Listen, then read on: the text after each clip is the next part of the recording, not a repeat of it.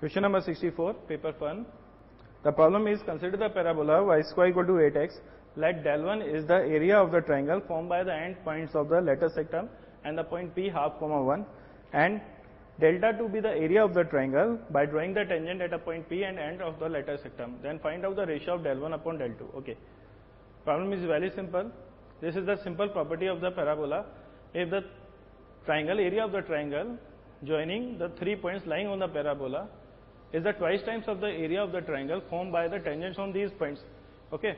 तो सिंपली हम डायरेक्टली यहाँ पर आंसर फाइंड आउट कर सकते हैं, del 1 upon del 2 should be equal to 2, लेकिन फिर भी हम इसको मैथमेटिकली सॉल्व करते हैं. तो किस तरह से होगा? Problem number 64, this one. Now the given parabola, this is y square equal to given parabola, this is y square equal to 8x, this is the given parabola. Fine. Now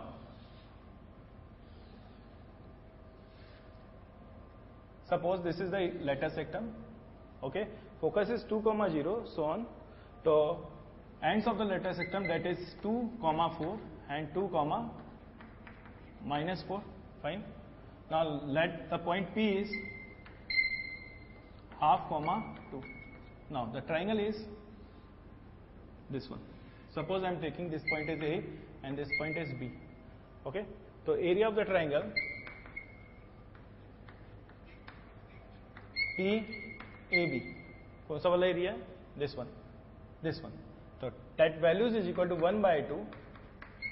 This is base multiply with height. Now, तो what is the base? Base क्या होगा?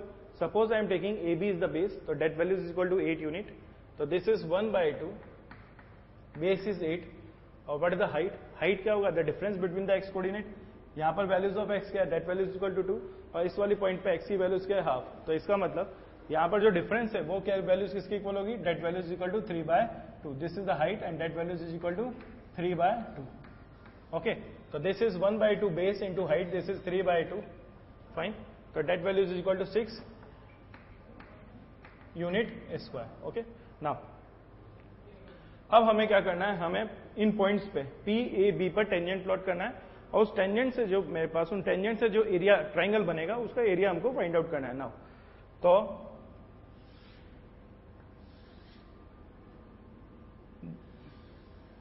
the parabola is this one. This is the latter sectum. This is the point P. This is the point P half comma 2. This is the point 2 comma 4 A, and this is 2 comma minus 4. Tangent plot कीजिए. The first tangent is this one, the second tangent is this one, and the tangent at a point P is this one. तो ये जो area है ये हम लोगों को find out करना है. Okay.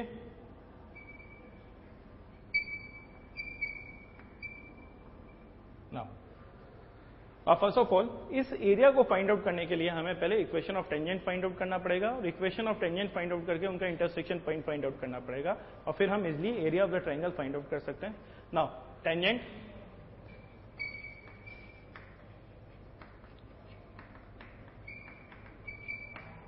Eight a point A.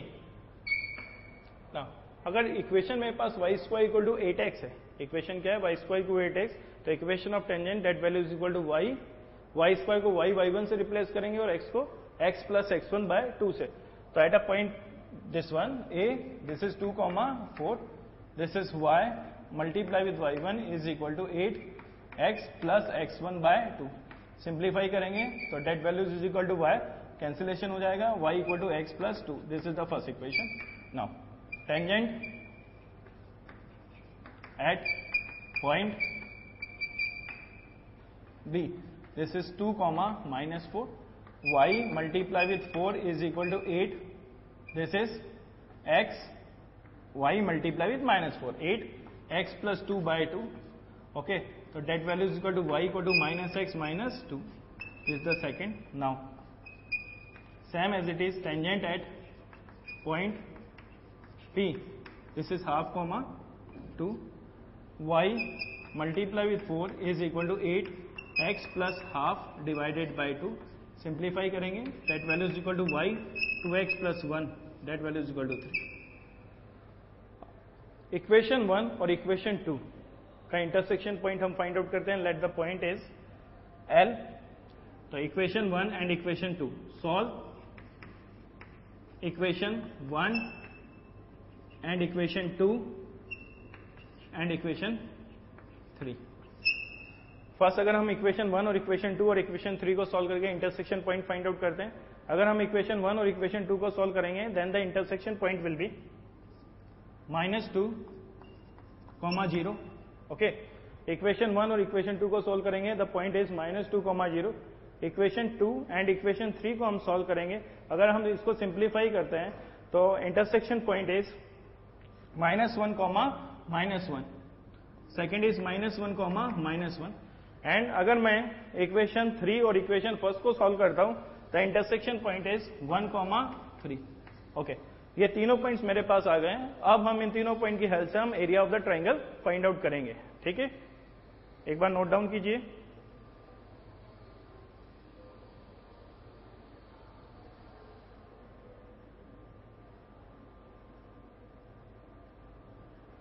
Now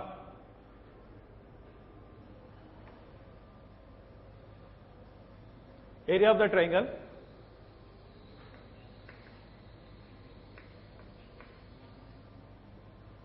represented by delta 2. This is 1 by 2, 1, 1, 1, -2, 0, -1, -1, and this is 1, 3.